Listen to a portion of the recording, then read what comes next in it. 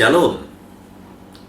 Pada saat ini kita mau belajar firman Tuhan dalam rubrik Alkitab Menjawab. Saya Pendeta Robi Setiawan ingin menyampaikan satu topik secara singkat tentang damai yang unik. Yohanes 14 ayat 27, Tuhan Yesus berkata begini, "Damai sejahtera ku tinggalkan bagimu, damai sejahtera-Ku kuberikan kepadamu, dan apa yang kuberikan tidak seperti yang dunia berikan kepadamu. Janganlah gelisah dan tawar hati." Saudara sekalian, dari ayat tersebut Tuhan Yesus mengakui bahwa dunia bisa memberikan damai. Cuma damai yang Yesus berikanlah damai yang unik, damai yang berbeda, damai yang tidak bisa diberikan oleh dunia ini. Damai unik seperti apa yang Yesus berikan kepada dunia ini? Yang pertama adalah damai yang tidak sebatas perasaan, tetapi damai dengan Allah, karena dosa kita diampuninya. Saudara sekalian, damai bisa didapatkan melalui musik. Damai didapatkan lewat gending. Damai juga didapatkan dengan yoga atau mantra-mantra tertentu. Tapi damai sebatas apa yang mereka bisa berikan? Damai sebatas perasaan. Lewat musik, seorang bisa merasa damai.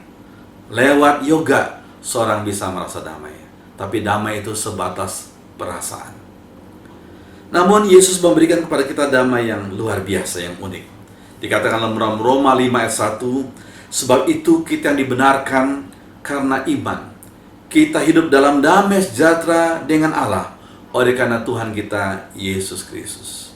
Damai sejahtera dengan Allah karena dosa kita diampuni lewat iman kita kepada karya Yesus di atas salib. Itu yang pertama, damai tidak sebatas perasaan, tapi damai dengan Allah. Yang kedua, damai yang unik adalah damai bukan karena kita tidak tahu apa-apa atau ignorant, tapi damai karena percaya akan perlindungan dari Allah kita yang Maha Kasih.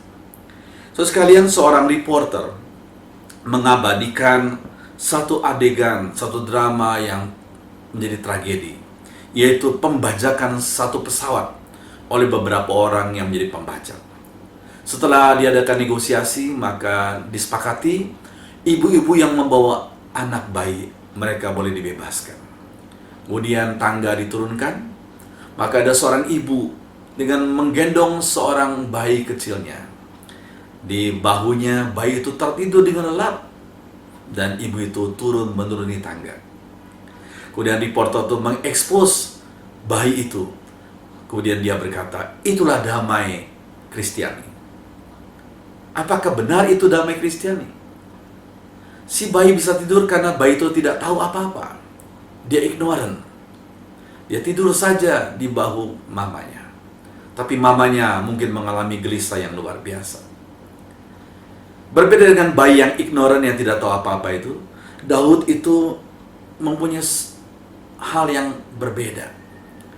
Dia sedang menghadapi satu hal yang menjadi tragedi dalam keluarganya, yaitu dia sedang menghadapi ancaman pembunuhan daripada anak sulungnya yang bernama Absalom. Tapi dalam Mazmur 3 ayat 1-9, Daud menuliskan begini. Mazmur Daud ketika ia lari dari Absalom anaknya. "Ya Tuhan, betapa banyak lawanku, banyak orang yang bangkit menyerang aku, banyak orang berkata tentang aku, baginya tidak ada pertolongan daripada Allah.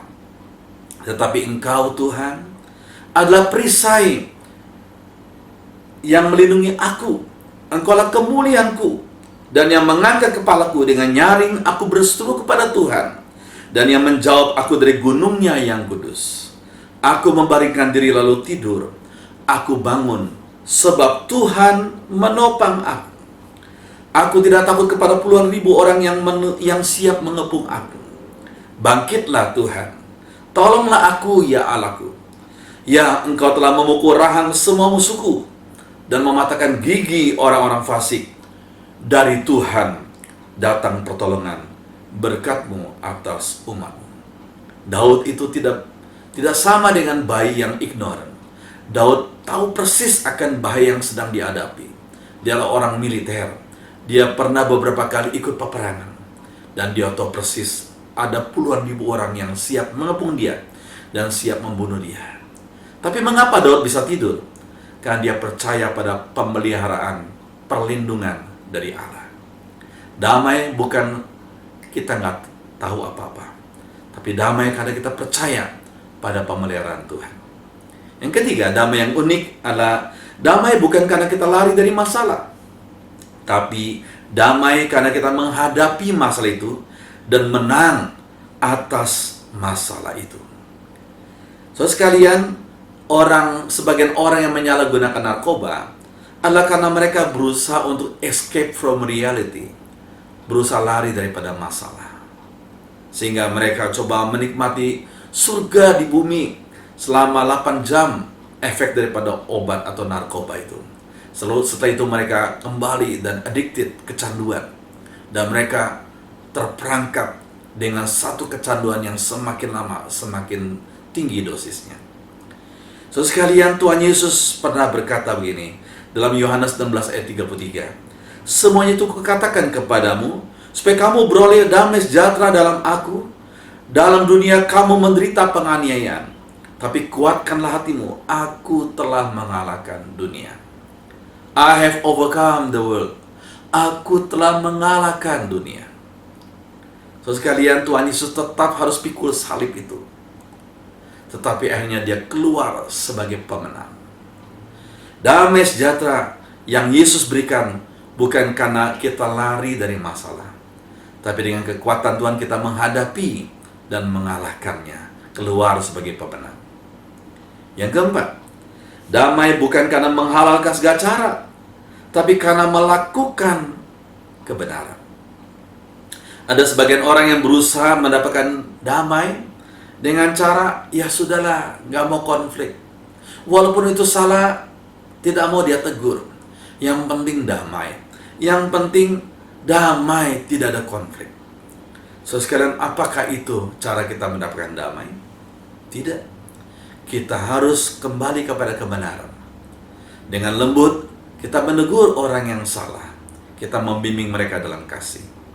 Yesaya 30 ayat 17 berkata, "Di mana ada kebenaran, di situ akan tumbuh damai sejahtera. Dan akibat kebenaran ialah ketenangan dan ketentraman untuk selama-lamanya." Jadi, damai itu dihasilkan karena kita melakukan kebenaran. Jikalau keluarga saudara sedang tidak ada damai, marilah kita mengevaluasi diri. Jangan-jangan kita hidup dalam ketidakbenaran. Mungkin bisnis kita dengan cara-cara yang tidak benar, kerja kita, pergaulan kita evaluasi diri. Sebab di mana ada kebenaran, di situ akan tumbuh damai sejahtera. So sekalian, jadi ada 4 ciri damai yang unik yang Yesus berikan. Yang pertama, damai bukan sebatas perasaan, tapi damai dengan Allah. Yang kedua, damai bukan karena kita tidak tahu apa-apa atau ignorant, tapi karena percaya pada pemeliharaan Tuhan.